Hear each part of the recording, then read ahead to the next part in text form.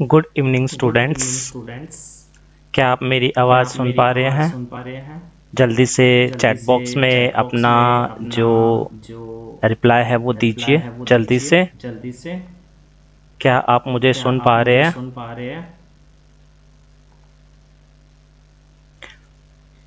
कैसे हैं आप सब? व्हाट्सअप जल्दी से बताइए, कैसे हैं आप सब? Yes, good evening, good evening. जल्दी से बता सकते हैं आप सब कैसे हैं? Yes, yes, yes. तो क्या आज आप आज की क्लास के लिए रेडी हैं? जल्दी से बताइए, क्या हम क्लास स्टार्ट कर सकते हैं? जल्दी बताइए, जल्दी बताइए। क्या आज आप आज की क्लास के लिए रेडी हैं? Yes, yes. ओके, एक सेकंड, शायद कोई इशू है तो हम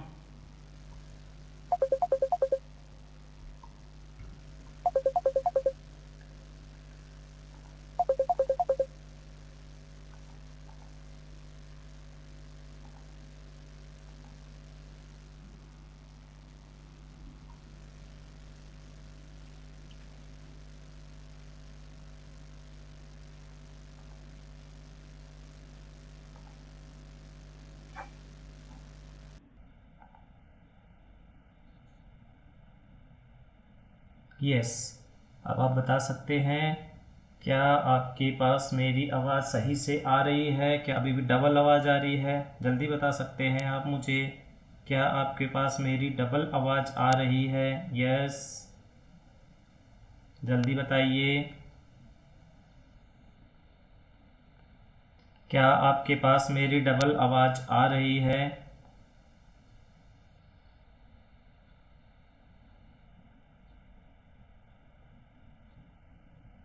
ओके, जल्दी से बता सकते हैं, क्या अभी भी मेरी आवाज़ क्लियर नहीं है? ओके, अब आवाज़ ठीक आ रही है तो हम स्टार्ट कर सकते हैं। आप अपना मैसेज में लिखिए, क्या आप मुझे सही से सुन पा रहे हैं? जल्दी से रिप्लाई कीजिए, क्या आप मुझे सही से सुन पा रहे हैं? ओके, चलो अब हम स्टार्ट कर लेते हैं। और आज की जो ये क्लास होने वाली है आपके लिए बहुत ही इम्पोर्टेंट क्लास होने वाली है, क्योंकि आज हम जो पढ़ रहे हैं वो सेट की परीक्षा की तैयारी पढ़ रहे हैं। उसको स्टार्ट करने से पहले आप सभी को एक बार फिर से गुड इवनिंग। और मैं Rakesh Kumar, PCT chemistry, government model संस्कृति सीनियर सेकेंडरी स्कूल धोलेड़ा, जिला महेंद्रगढ़ से। तो हम आज स्टार्ट कर लेते हैं अपने सेट की तैयारी। आपका जो सेट है, एक ये महत्वपूर्ण परीक्षा है जो हमारे एससीईआरटी, जो हमारा भिवानी बोर्ड इस परीक्षा को मिलकर के आयोजित करता है। और इसकी तैयारी के लिए बच्चे जो हैं वो बहुत मेहनत करते हैं, और इसमें कोई संदेह नहीं है कि आपने भी इसकी बहुत अच्छे से तैयारी की होगी। तो हम आज उसी तैयारी को ज़रा परख लेते हैं। और आज की इस क्लास के बाद यदि किसी विद्यार्थी को ऐसा फील होता है, लगता है कि हमें थोड़े से कम क्वेश्चन आ रहे हैं या मैं सभी प्रश्न का जवाब नहीं दे पा रहा हूँ, तो आप अपने प्रश्नों को अच्छे से पढ़िए, सुनिए, समझिएगा और उनको बाद में रिपीट कीजिएगा और लर्न कीजिएगा। आप जितना मेमोराइज करेंगे, जितना प्रश्न को समझेंगे गहराई से, उतना ही ज़्यादा समझ में आने वाला है। तो देर न करते हुए अब हम स्टार्ट कर लेते हैं कि आज के जो हमारे प्रश्न हैं वो कौन कौन से हैं। और आज के जो हमारे जो प्रश्न हैं वो सेट बेस्ड हैं। तो जो सेट है, स्टूडेंट असेसमेंट टेस्ट है, उसके अंदर आपका जो है कितने नंबर का पेपर आने वाला है, और वो पेपर जो है किस पैटर्न पे होगा, कितने कितने मार्क्स के कैसे क्वेश्चन आएंगे, हम उसके बारे में एक बार जल्दी से यहाँ पर डिस्कस कर लेते हैं। चलिए, तो हम मूव कर रहे हैं। देखिए, आपके सामने यहाँ पर एक स्लाइड दिखाई गई है। इस स्लाइड के अंदर आप देख पा रहे हैं, यहाँ पे देख पा रहे होंगे, ये देखिए। इस स्लाइड के अंदर आप देख पा रहे होंगे कि किस प्रकार से हमारे पास जो किन किन प्रकार के क्वेश्चंस जो हैं वो आने वाले हैं। सबसे पहले हम बात कर रहे हैं यहाँ पे ऑब्जेक्टिव टाइप क्वेश्चंस की। तो हमारे पास ऑब्जेक्टिव टाइप्स जो क्वेश्चन होंगे वो 1 नंबर के होंगे और ऐसे हमारे पास 8 क्वेश्चन आने वाले हैं। इसके बाद वेरी शॉर्ट आंसर टाइप जो क्वेश्चन है वो 2 आएंगे हमारे पास और उनके टोटल 4 मार्क्स होंगे। इसी प्रकार के जो हमारे पास शॉर्ट आंसर टाइप क्वेश्चन होंगे वो 3 आएंगे और वो उनके जो नंबर हैं वो हमारे टोटल जो है वो 3 के हिसाब से 9 हो जाएंगे, यहाँ पर 9 मार्क्स हो जाएंगे। और इसी प्रकार से ऐसे टाइप का हमारे पास एक क्वेश्चन आने वाला है वो 16 मार्क्स का हो जाएगा। ठीक है, तो हम इनका डिस्क्रिप्शन देख लेते हैं कि जो ऑब्जेक्टिव टाइप क्वेश्चन है वो उनमें से कौन कौन से आ सकते हैं। देखिए, ऑब्जेक्टिव टाइप में मल्टीपल चॉइस क्वेश्चंस आ सकते हैं, आपको fill in the blanks question आ सकते हैं, उनकी संख्या भी यहाँ दी गई है। मल्टीपल चॉइस क्वेश्चन MCQ जो है वो 3 आ सकते हैं और जो फिल इन द ब्लैंक्स है वो 2 क्वेश्चन होंगे। इसी प्रकार से जो 1 वर्ड क्वेश्चन है वो भी 2 होंगे जिनमें आपका जवाब 1 वर्ड से देना है और असर्शन रीजन का 1 क्वेश्चन होने वाला है वहाँ पर। इसी प्रकार से जो वेरी शॉर्ट आंसर है जिनके 2 नंबर हैं उनका हमें लगभग 2 से 3 लाइन के अंदर जवाब देना होता है और जो शॉर्ट आंसर टाइप है उनका हमें लगभग 2 से और 4 लाइन का जवाब देना होता है। और जो ऐसे टाइप का क्वेश्चन है वो आपको पूरा एक्सप्लेन करना पड़ता है। 5 मार्क्स है तो आपको वहाँ पर 8 से 10 लाइन उस क्वेश्चन के लिए लिखनी होती हैं। तो ये था हमारे पास कि कितने और कितने प्रकार के और कितने नंबर के क्वेश्चन आने वाले हैं। टोटल अगर हम यहाँ पर असेसमेंट की बात कर लेते हैं तो हमारा असेसमेंट यहाँ पर 30 मार्क्स का होने वाला है, 30 नंबर का होने वाला है। तो इस आशा के साथ कि आप इस 30 में से 30 या थोड़े 1-2 नंबर कटते हैं तो कोई बात नहीं, पर आप ज़्यादा से ज़्यादा स्कोर करेंगे। इसी आशा के साथ हम आज के इस वीडियो को स्टार्ट कर लेते हैं और जो क्वेश्चंस हैं सेट के अंदर हमारे उनको हम यहाँ पर देख लेते हैं कि वो कौन कौन से हैं। चलिए आगे बढ़ते हैं हम और सबसे पहले देखते हैं हम अभ्यास के प्रश्न, जिसमें सबसे पहले 1 नंबर के क्वेश्चन हमारे पास हैं और 1 नंबर का सबसे पहला क्वेश्चन जो है हमारे पास वो आ जाता है। देखिए आपकी स्क्रीन पर विजिबल है, किस किस को ये प्रश्न दिखाई दे रहा है आप रिप्लाई कर सकते हैं। यस, जल्दी से चैट बॉक्स में बताइए किस किस को ये विजिबल है और कौन कौन इस प्रश्न का जवाब देना चाहता है। जल्दी से आप रिप्लाई कर सकते हैं, वहां पर जल्दी से आप वहां पे रिप्लाई कर सकते हैं। यस, इंतजार है मुझे आपके जवाब का, जल्दी से आप दीजिए कि आप में से कौन कौन इस प्रश्न का जवाब देना चाहता है जल्दी। और जिसको इसका पता है वो केवल वहां पर ऑप्शन लिखेगा, आंसर नहीं लिखेगा। जिस भी बच्चे को इसका प्रश्न का जवाब आता है वो इसका जवाब जल्दी से चैट बॉक्स में लिखिए। यस, जल्दी से चैट बॉक्स में लिखिए, आपके आंसर का वहाँ इंतजार है। यस, मुझे इंतजार है आपके जवाब का। यस, बहुत से बच्चे जवाब दे रहे हैं, बहुत से बच्चे जवाब दे रहे हैं डी, एक बच्चे लक्ष्मी ने जवाब दिया सी और यहाँ पर जो विकास है उसने सी जवाब दिया है और जो कालू है उसने डी जवाब दिया है। अरुण ने यस सर लिखा है। यस सर से काम नहीं चलने वाला है, आपको जवाब देने वाला है, आपको जवाब देना है। देखिए कैरोसिन अर्थात मिट्टी के तेल, हाँ अभी जवाब मिल रहे हैं, बहुत सारे जवाब मिल रहे हैं। Very good. आप इसी तरीके से एक्टिव रहिए और आप चैट बॉक्स के ऊपर आप एक्टिव रहिए। जैसे ही आपसे प्रश्न पूछा जाए आप तुरंत उसका जवाब दीजिए। जो जल्दी से बोलेगा, जितना जल्दी जवाब देगा पर सही जवाब देगा, उसका मैं यहाँ नाम लेने वाला हूँ। ओके, तो आप तैयार रखिए। अभी हम प्रश्न पे आते हैं वापस से कि कैरोसिन में किस धातु को रखा जाता है। कैरोसिन अर्थात मिट्टी का तेल, उसमें किस धातु को रखा जाता है? क्या पोटाशियम को रखा जाता है कि लिथियम को रखा जाता है कि सोडियम को रखा जाता है, या सभी को रखा जाता है? चलिए हम बात कर लेते हैं। देखिए पोटाशियम, बिल्कुल पोटाशियम को हम केरोसिन ऑयल के अंदर डुबो के रखते हैं। क्यों रखते हैं पोटाशियम को हम केरोसिन ऑयल के अंदर डुबो करके? क्योंकि पोटाशियम बहुत ही ज़्यादा रिएक्टिव है अर्थात क्रियाशील है। पोटाशियम को हम के संकेत से प्रदर्शित करते हैं और यही जो धातु है ये अति क्रियाशील है, अति क्रियाशील। और जो भी धातु अति क्रियाशीलता की श्रेणी में आती हैं उनको हम केरोसिन में डुबोकर रखते हैं। अति क्रियाशील का मतलब हो गया कि ये जल्दी से वायु से, नमी से अभिक्रिया करके और क्या बना देती हैं, इनका ऑक्साइड बना देती है, इनका हाइड्रोक्साइड बना देती है। तो हमें इनको जल से अर्थात नमी से, ऑक्सीजन से या अन्य गैसों से बचा के रखना पड़ता है। इसी प्रकार की जो हमारे पास ये लिथियम है, लिथियम को हम Li से रिप्रेजेंट करते हैं और ये भी अति क्रियाशील धातु है, अति क्रियाशील धातु है ना। तो आपको पूछा जाए कि कौन सी धातु को रखा जाएगा, तो पोटाशियम को भी रखा जाएगा, लिथियम को भी रखा जाएगा और सोडियम को तो आपने अपनी किताब में पढ़ा ही है कि सोडियम बहुत ही क्रियाशील धातु होती है। इसको हम केरोसिन में डुबोकर रखते हैं तो ये भी क्रियाशील धातु है। कहने का मतलब हुआ कि ये तीनों ही पोटाशियम, लिथियम और सोडियम तीनों ही यहाँ पर अति क्रियाशील हैं और अति क्रियाशील हैं, तो इसका जो जवाब होगा वो डी होगा। बिल्कुल सही जवाब दिया, बहुत सारे बच्चों ने बहुत सही जवाब दिया। अभी भी बहुत सारे बच्चे जो है वहाँ जवाब दे रहे हैं। यस, मुझे देखकर ये बहुत अच्छा लग रहा है कि ज़्यादातर बच्चों का जो प्रश्न है उसका जो जवाब है वो बिल्कुल सही आ रहा है, डी। यस, बिल्कुल सही।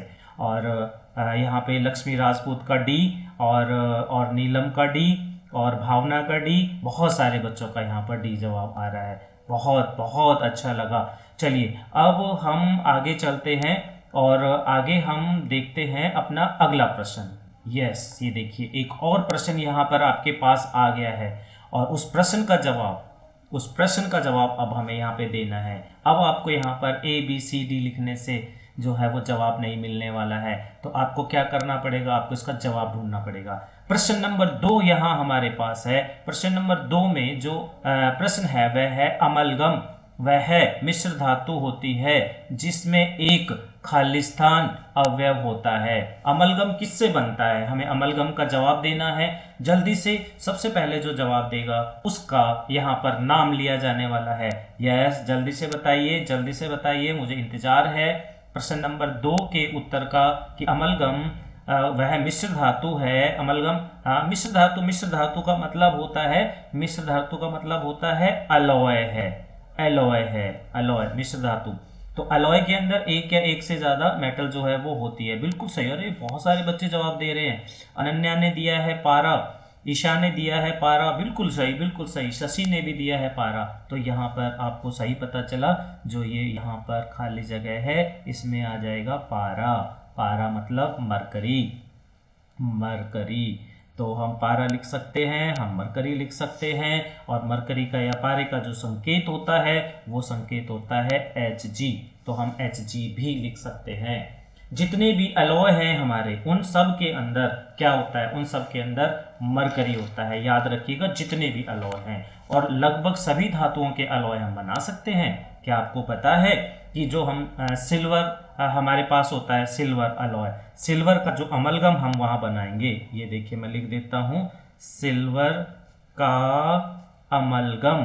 तो आप बता सकते हो कि इसके अंदर सिल्वर के अमलगम के अंदर कौन कौन सी धातुएं जो हैं वो होने वाली हैं। सिल्वर के अमलगम में कौन कौन सी धातुएं होने वाली हैं, जल्दी से बताइए, चैट बॉक्स में लिखिए। सिल्वर का अमलगम, सिल्वर का अमलगम, तो एक तो पारा है और दूसरा क्या होना चाहिए इसके अंदर, अमलगम का मतलब एक तो पारा हो गया ही है और दूसरी धातु यहाँ पर कौन सी होगी, जल्दी बताइए, जल्दी बताइए।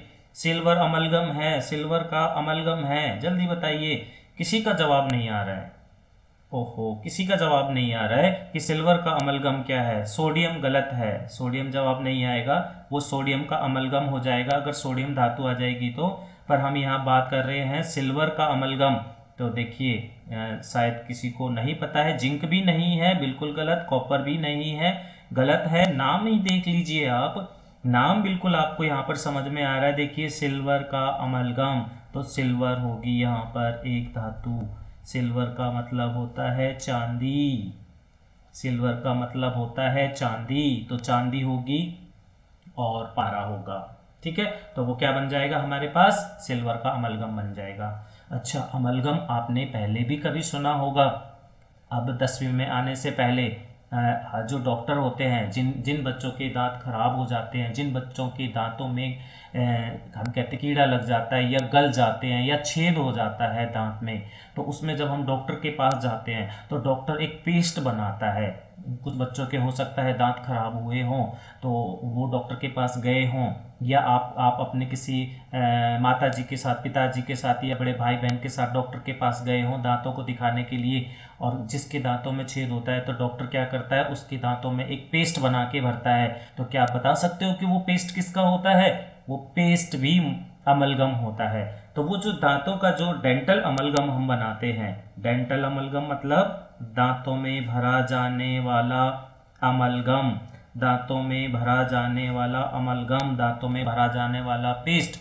दांत में जब छेद हो जाते हैं, जो बच्चे खाना खाने के बाद ब्रश नहीं करते, अच्छे टूथपेस्ट से अपने दांत साफ नहीं करते, उनके दांतों में छेद हो जाते हैं, होल्स हो जाते हैं, फिर उनमें पेन होने लगता है।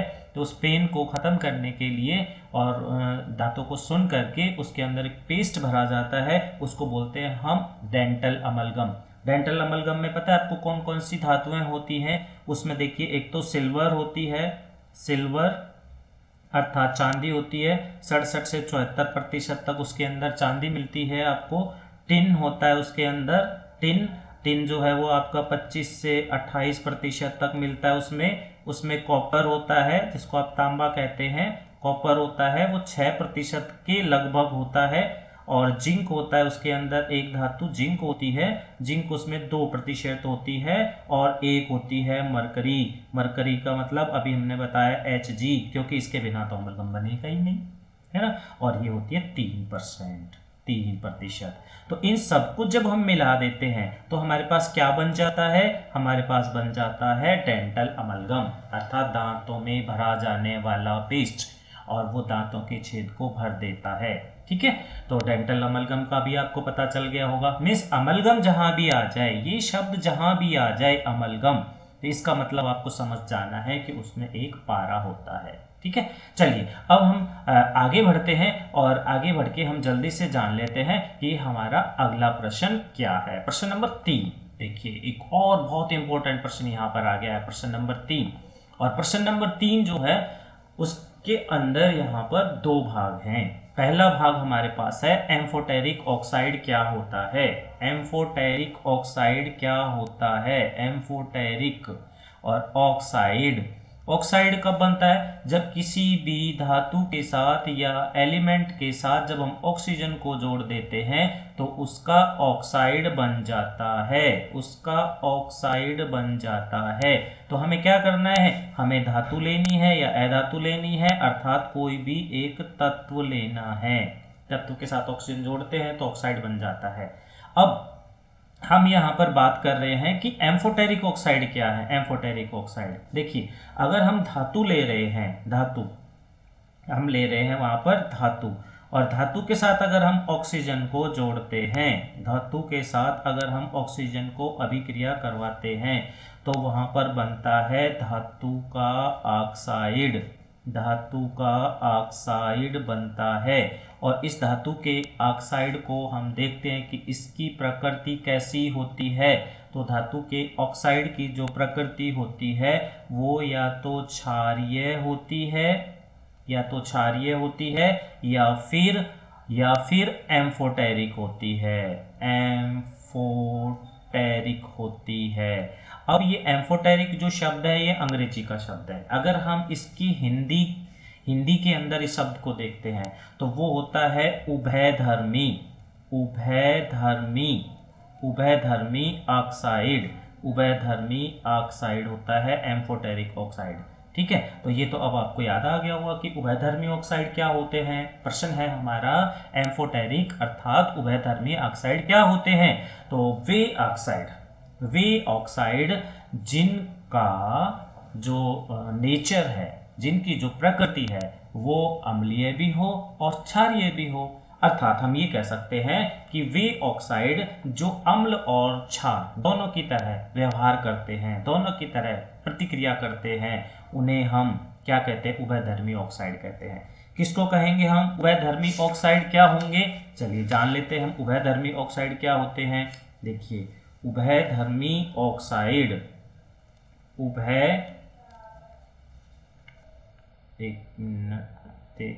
उभयधर्मी ऑक्साइड क्या होते हैं।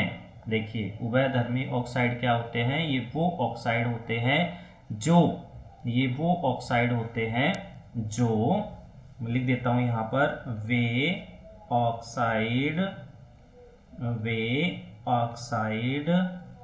जो अम्ल और क्षार अर्थात एसिड और बेस दोनों के गुण रखते हैं, है ना। वे ऑक्साइड जो अम्ल और क्षार दोनों की प्रकृति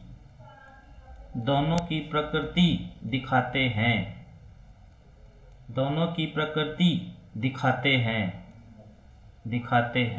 उन्हें क्या कहते हैं? उन्हें उभयधर्मी ऑक्साइड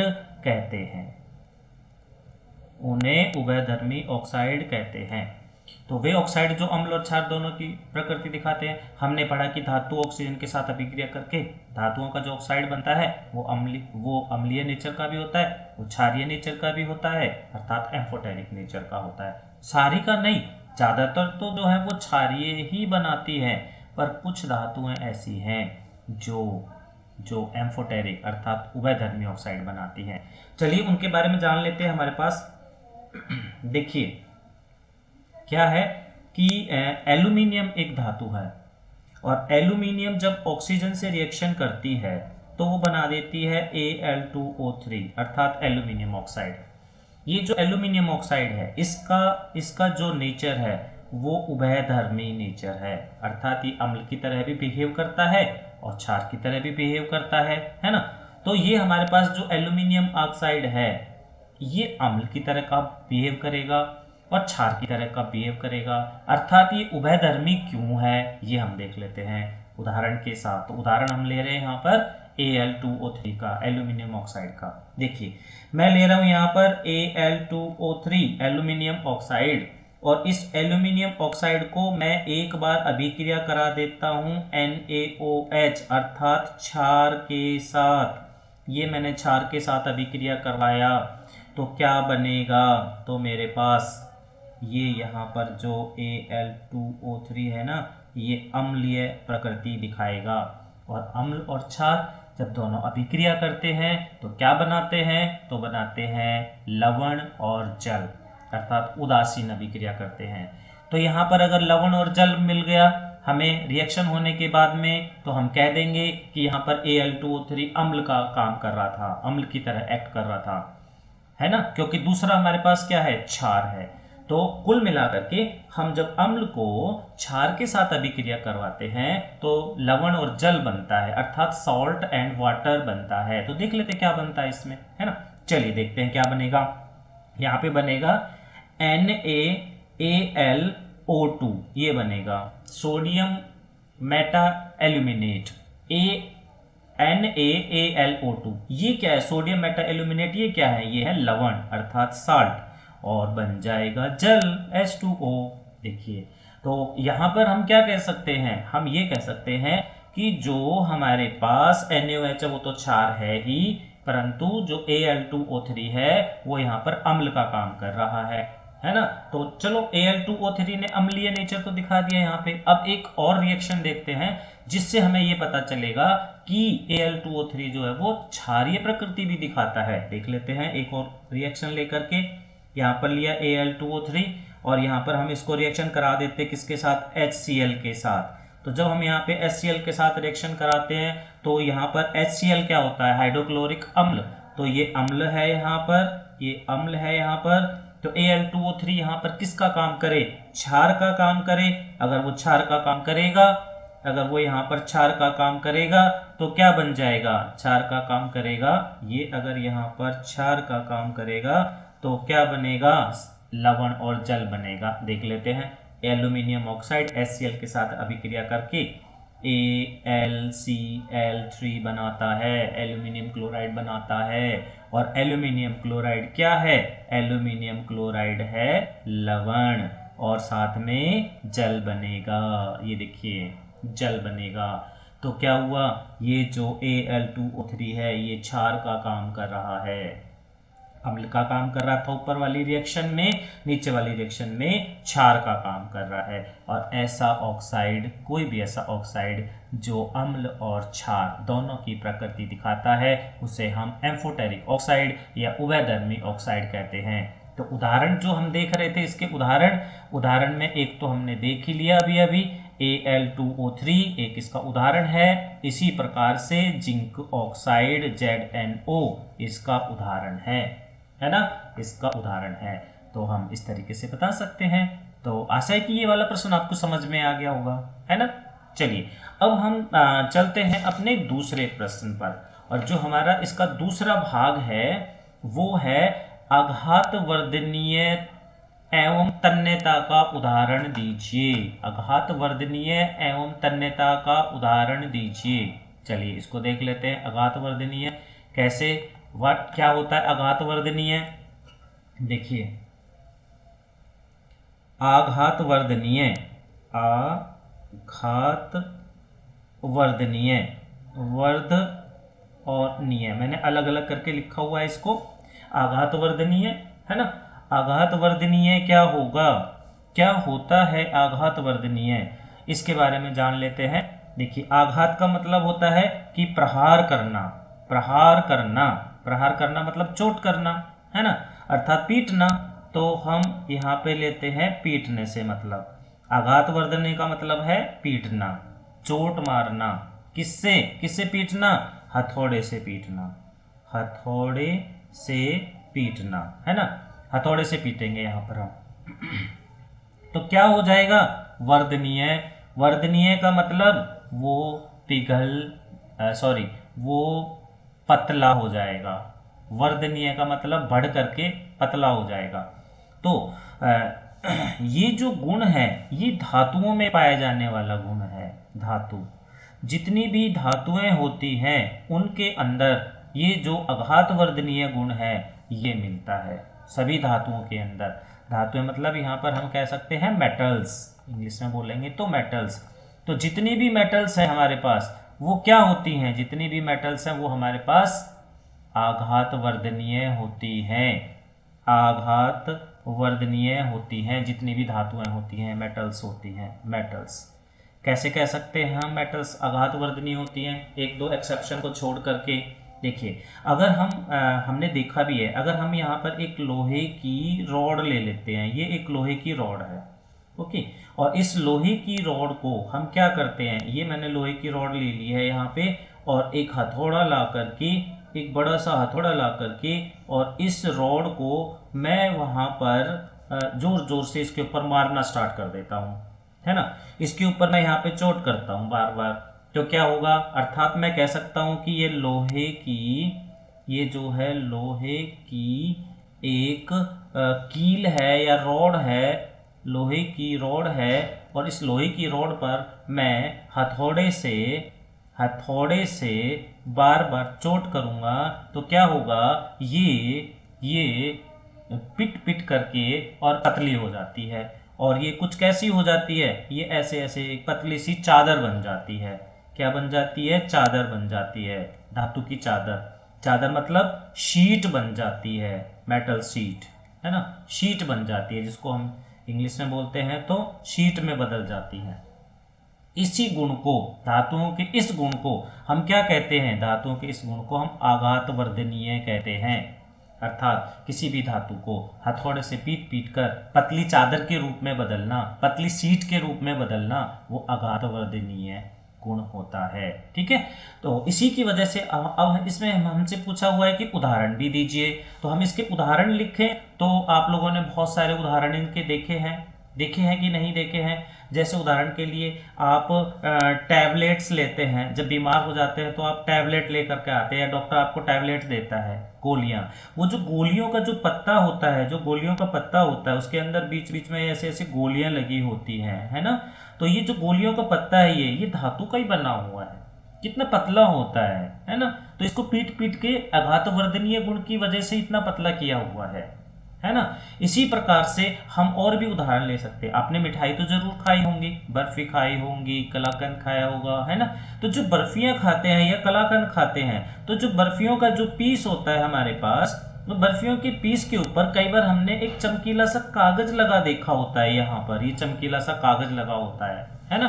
तो वो जो कागज है वो क्या है, वो सिल्वर का वर्क है, सिल्वर का वर्क है उसको हम बोलते हैं। एक पतली सी फॉइल जो सिल्वर की होती है ना, वो होती है। इसी प्रकार से आपने चॉकलेट तो जरूर खाई होगी, खाई है चॉकलेट। तो चॉकलेट होती है हमारे पास, ये मान लीजिए चॉकलेट है एक मेरे पास, और इस चॉकलेट के ऊपर मैं देखता हूं क्या होता है, एक रैपर चढ़ा होता है, एक रैपर चढ़ा होता है जिसको हम फाड़ते हैं फिर चॉकलेट निकलती है बाहर। तो ये जो रैपर लगा हुआ है उस चॉकलेट के ऊपर वो क्या है, वो भी धातु है, और वो पीट पीट करके और पतली बनाई हुई है। तो कहने का मतलब ये हो गया कि वहां पर हमारे पास ऐसे बहुत सारे उदाहरण हैं जहां पर हम धातुओं को पीटकर पतली चादर में बदल लेते हैं। इस गुण को कहते हैं अघात वर्धनीय। मुझे आशा है कि आपको समझ में आ गए होंगे सारे उदाहरण। अब हम चलते हैं दूसरे गुण पर, और वो है तन्यता।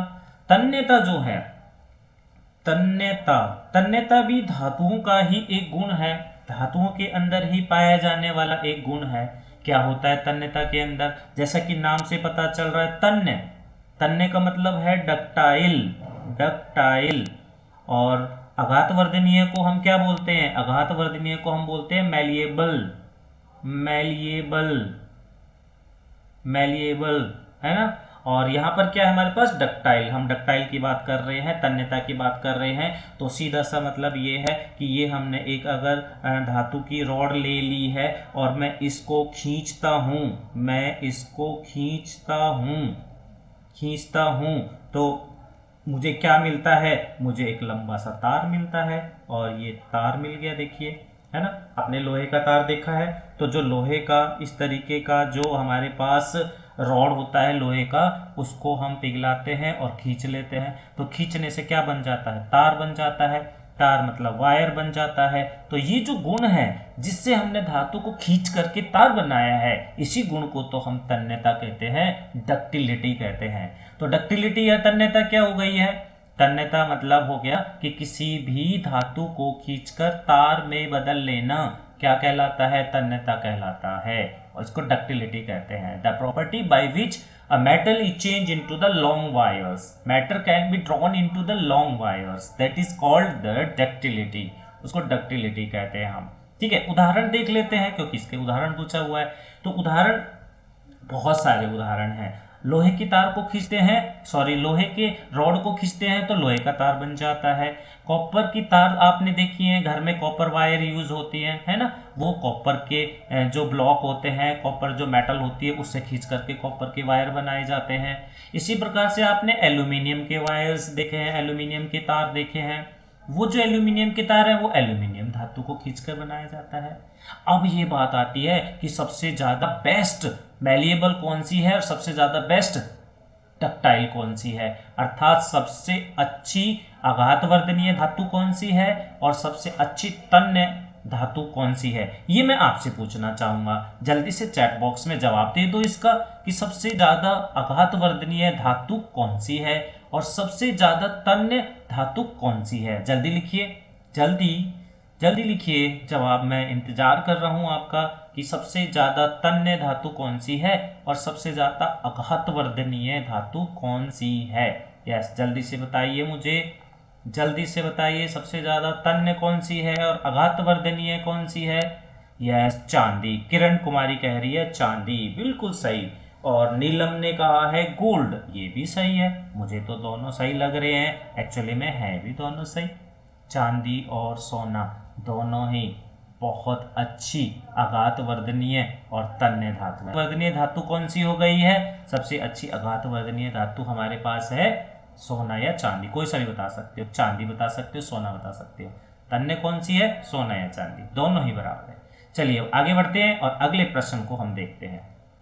हमारे पास प्रश्न नंबर 4 आ गया है और प्रश्न नंबर 4 ऐसा है जिसका जवाब मैं आप लोगों से चाहूंगा जल्दी। हाँ, बहुत अच्छे, बहुत, रागिनी कुमारी ने भी बहुत अच्छा जवाब दिया है, राधा भी अच्छा जवाब दे रही है, गोल्ड बता रही है, नीरज कुमार भी गोल्ड बता रहा है, पंकज कुमार भी गोल्ड बता रहा है, जगदीश गोल्ड बता रहा है। बस यस, मुझे आपके सभी के जवाब मिल चुके हैं।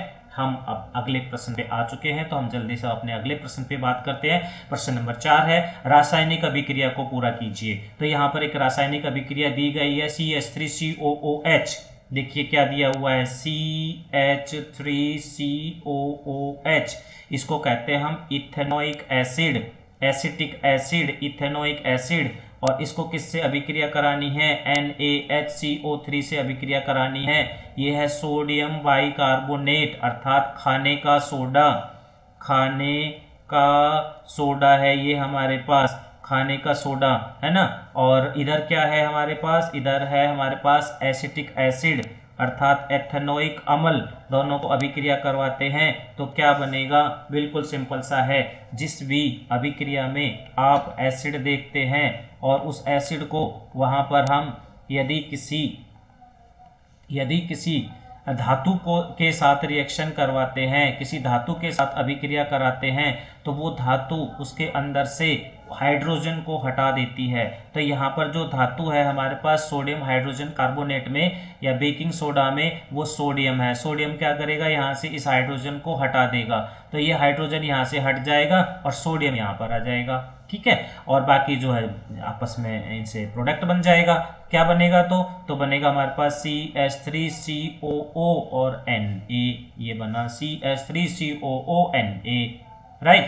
और क्या बच गया हमारे पास H बच गया है और हमारे पास CO2 बच गया है। अब ये बैलेंस नहीं है, इस अभिक्रिया को हम जब बैलेंस करेंगे तो हमारे पास एक तो H2O बनेगा और एक जो ये CO3 है ना, इससे CO2 बनेगा। तो यहाँ पर प्लस में हम CO2 लिख देंगे, तो ये अभिक्रिया होगी। इसका ये हमारे पास जो प्रोडक्ट है वो बनने वाला है। तो क्या हुआ, कैसे बताएंगे कि एथेनोइक एसिड अर्थात एसिटिक एसिड को सोडियम हाइड्रोजन कार्बोनेट के साथ रिएक्शन करवाते हैं तो सोडियम इथेनोएट बनता है। इसका नाम क्या है, इसका नाम है सोडियम एथेनोएट। किसका, इसका क्या नाम है, इसका नाम है सोडियम इथेनोएट। सोडियम इथेनोएट बनता है और जल बनता है और कार्बन डाइऑक्साइड बनती है। तो ये आप याद रखेंगे, है ना। और अभिक्रिया को आप याद रखेंगे, अभिक्रिया किस प्रकार से हुई है इसको आप याद रखेंगे। ठीक है, आपको लग रहा होगा कि ये संतुलित नहीं है, बिल्कुल ये संतुलित नहीं है, तो हम इसको संतुलित भी कर सकते हैं, है ना, संतुलित कर सकते हैं, वो आपको आता होगा, उस पर हम बाद में बात करेंगे। फिलहाल अब मेरे पास एक और दूसरा भाग है यहाँ पर, और वो एक और अभिक्रिया ले रखी है, और वो अभिक्रिया है यहाँ पर सोडियम को C2H5OH के साथ अभिक्रिया करवाना। देख लेते हैं इसको भी जल्दी से। हमारे पास ये दूसरी वाली अभिक्रिया, इसको भी पूरा करना है। तो जब सोडियम को यहाँ पर हम C2H5OH, इसको हम बोलते हैं इथेनॉल। दो कार्बन है इथ और OH जुड़ गया है तो ऑल, इथेनॉल के साथ अल्कोहल होता है इथेनॉल, उसमें जब हम सोडियम को रिएक्शन करवाते हैं तो वहां पर भी ये हाइड्रोजन को हटा देगा। सोडियम की हाइड्रोजन के साथ पक्की दुश्मनी है, जहां उसको दिखता है उसको हटा देता है ना। तो क्या बना, C2H5O और Na, ये बन गया, है ना, सोडियम इथॉक्साइड, इसको बोलेंगे सोडियम इथॉक्साइड, वो बना। और क्या बना, H जो था वो निकला है, H बाहर निकला है तो हाइड्रोजन गैस बन जाएगी, हाइड्रोजन गैस निकल जाएगी। तो कुल टोटल रिएक्शन क्या हो गई है हमारे पास, बिल्कुल आपको दिख रहा होगा कि हम यहाँ पर मैं यहाँ पे लिख देता हूँ एक बार फिर से, सोडियम धातु और उसको हम रिएक्शन करवा रहे हैं C2H5ONA के साथ, OH के साथ।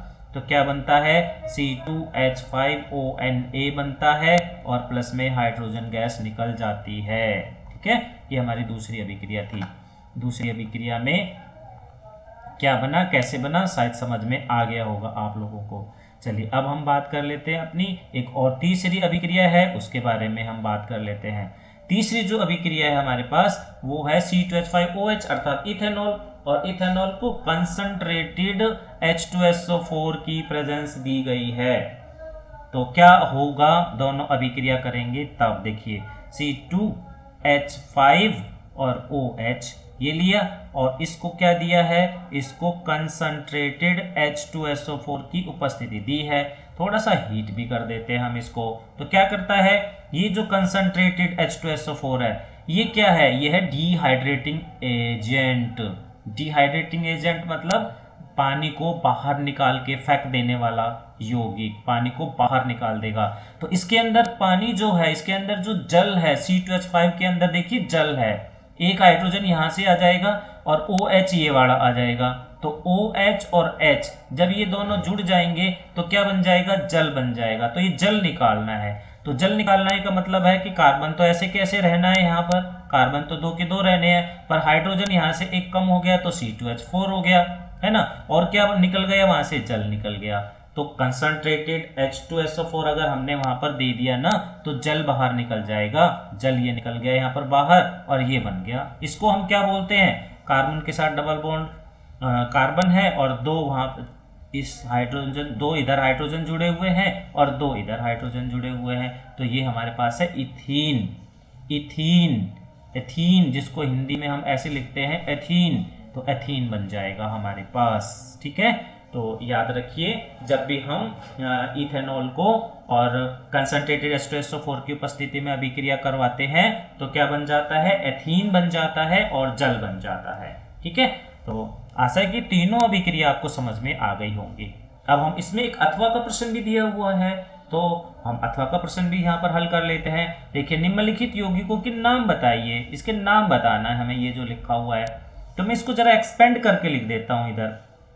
देखिए CH3 है, पहले 1 कार्बन 2 कार्बन, 2 कार्बन है, और इसके साथ 2 हाइड्रोजन जुड़े हुए हैं, इसके साथ 3 हाइड्रोजन जुड़े हुए हैं। ये देखिए ऐसे 3 हाइड्रोजन जुड़े हुए थे, इसके साथ 2 और इधर जुड़ा हुआ था OH, ठीक है। अब देखिए कितने कार्बन हो गए, गिन लेते हैं। 1 कार्बन और 2 कार्बन, 2 कार्बन है यहाँ पर, राइट।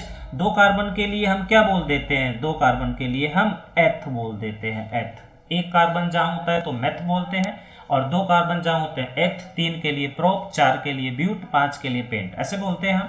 तो यहाँ पे कितने कार्बन है, 2, और क्या जोड़ दिया यहाँ पर OH। OH कौन सा ग्रुप होता है, OH होता है एल्कोहल ग्रुप, एल्कोहल ग्रुप होता है। तो एल्कोहल जोड़ दिया है तो एल्कोहल के लिए हम ऑल लगाते हैं, तो इसका नाम हो जाएगा एथेनॉल, इसका नाम हो जाएगा एथेनॉल, है ना। इथेनॉल इंग्लिश में लिखेंगे तो ETHANOL, इथेनॉल नाम है इसका, राइट। अच्छा, एक और हमारे पास यहाँ पर ये दिया हुआ है, ये देखिए CH3CH2COOH। इसमें कितने कार्बन है, 3 कार्बन है। कैसे है ये वाला, हम यहाँ पे देख लेते हैं। यहाँ पर कार्बन के साथ ऑक्सीजन डबल बॉन्ड जुड़ा हुआ है, ये OH जुड़ा हुआ है, तो ये तो हो गया COOH, है ना। और ये कार्बन और फिर ये कार्बन, तो यहाँ पर हमारे पास जो है ये 3 कार्बन हो गए हैं, देख सकते हैं हम। आप इसके अंदर 3 कार्बन हमें दिखाई दे रहे हैं और उनके साथ हाइड्रोजन जुड़े हुए हैं, CH3 CH2 COOH। तो 3 कार्बन हो गए, 1 कार्बन 2 कार्बन और 3 कार्बन। 3 कार्बन के लिए मैंने क्या बताया था अभी आपको, प्रोप, प्रोप बताया था, प्रोप, है ना, प्रोप। तो 3 कार्बन प्रोप हो गया, और COOH है, प्रोप पे हम क्या लगाते हैं, COOH लगा होता है तो कार्बोक्सिलिक ग्रुप होता है COOH, ओइक एसिड लगाते हैं। तो प्रोपेन तो है ही, प्रोपेनोइक, नोइक अम्ल अर्थात एसिड, प्रोपेनोइक अम्ल अर्थात एसिड भी हम कह सकते हैं। तो इसका नाम हो गया प्रोपेनोइक अम्ल अर्थात प्रोपेनोइक एसिड। क्या बोल देंगे हम इसको, प्रोपेनोइक, प्रोपेनोइक ये लगा दिया, देखो प्रोपेन के ई को हटा करके ओइक जोड़ दिया, प्रोपेनोइक एसिड इसका नाम है, ठीक है। तो ये थे हमारे पास दोनों प्रश्न। इसके बाद एक और प्रश्न है यहाँ पर, संयोजन अभिक्रिया क्या होती है उसका उदाहरण दीजिए। संयोजन अभिक्रिया क्या होती है, चलिए मुझे आप ही बता दिए जल्दी से, संयोजन अभिक्रिया क्या होती है, जल्दी बताइए, जल्दी। संयोजन अभिक्रिया क्या होती है, कौन बताएगा संयोजन अभिक्रिया क्या होती है। यस यस, संयोजन अभिक्रिया क्या होती है, जल्दी बताइए, नहीं तो मैं बता देता हूं। देखिए संयोजन, संयोजन, संयोजन को अंग्रेजी में कहते हैं हम कॉम्बिनेशन, कॉम्बिनेशन अर्थात कंबाइन करना। संयोजन का मतलब है जोड़ना, जोड़ना। किसको जोड़ेंगे किसके साथ, किसको जोड़ेंगे किसके साथ, ये बहुत अहम बात है। तो सीधा याद रखना है, एक तत्व को दूसरे तत्व के साथ जोड़ दें और एक यौगिक मिल जाए, एक यौगिक मिल जाए तो संयोजन हो गया, राइट।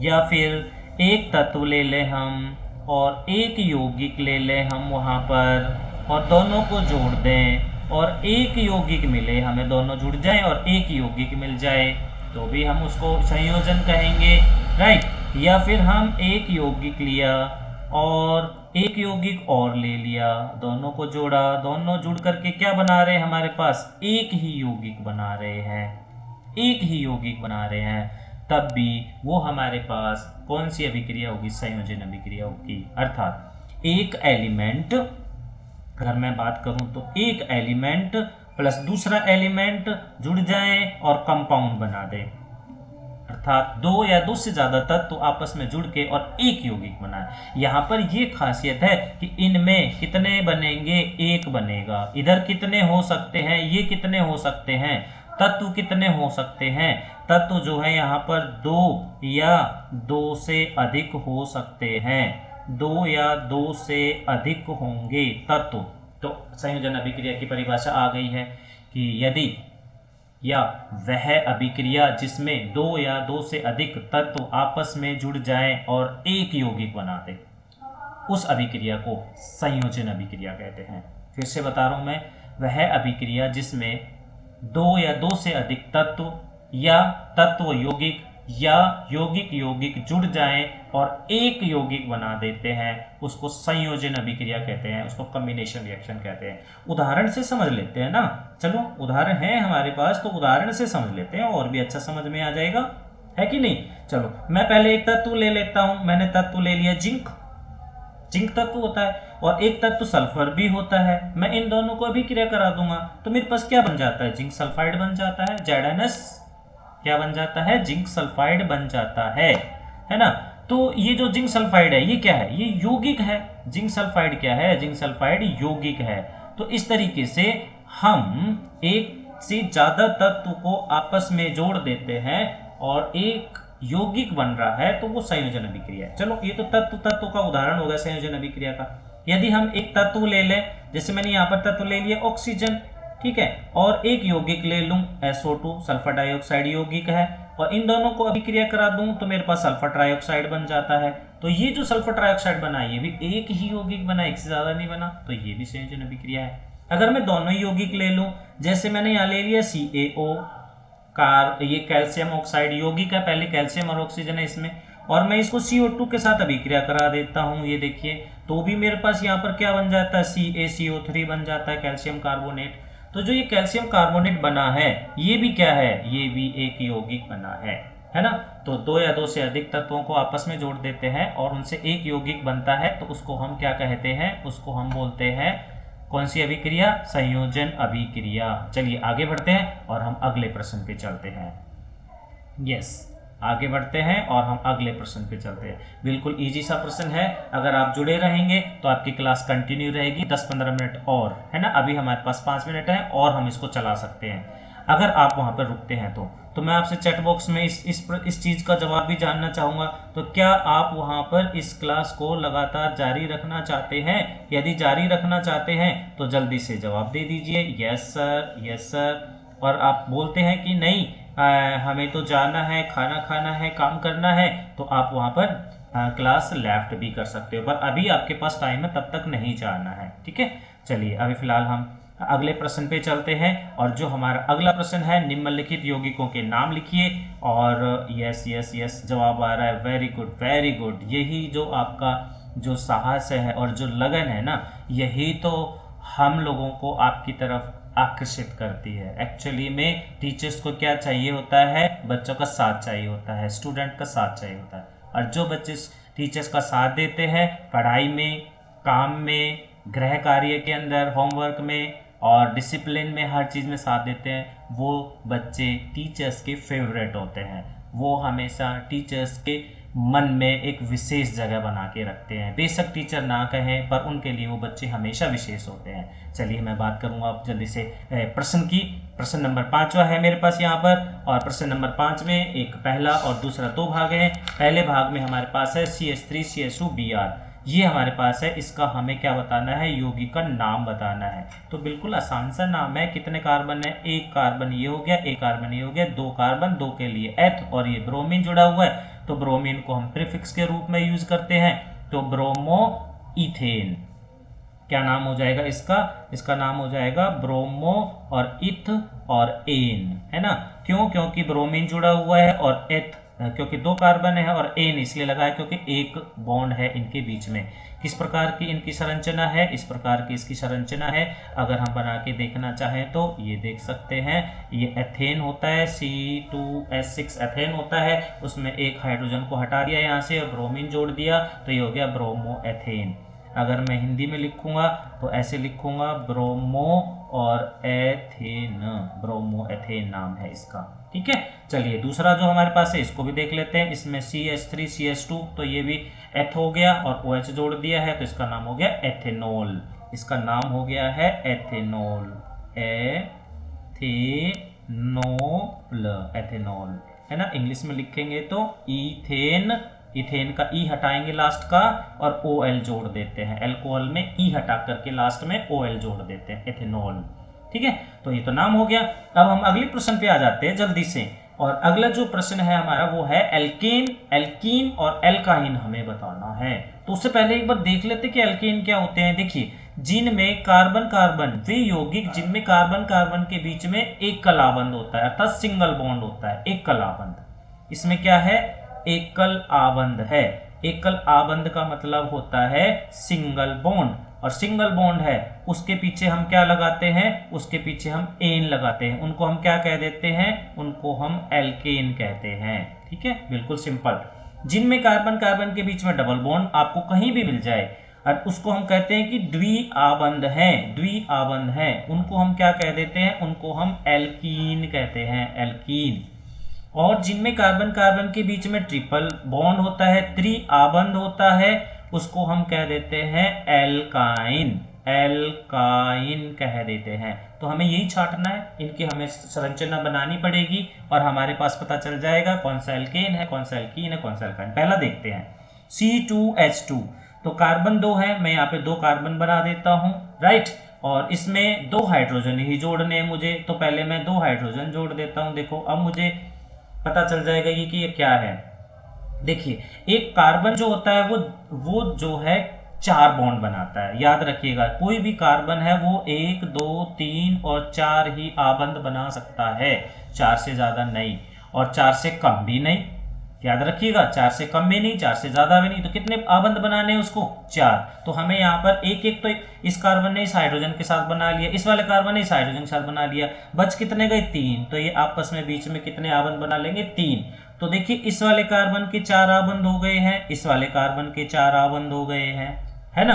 तो यहाँ पर हमारे पास कितने आबंध आ गए दोनों कार्बन के बीच में? 3। और जिनमें 3 आबंध आते हैं उसको हम एल्काइन कहते हैं, उसको हम एल्काइन कहते हैं। तो ये क्या हो गया है? ये हमारे पास एल्काइन है, हमें छांटने में लिखना है इसको एल्काइन है। ठीक है, दूसरा हम ले लेते हैं C2H4, C2 2 कार्बन ले लिए मैंने, H4 1 2 3 4 मैंने वहां हाइड्रोजन जोड़ दिए हैं। ये देखिए, मैंने 4 हाइड्रोजन जोड़ दिए हैं।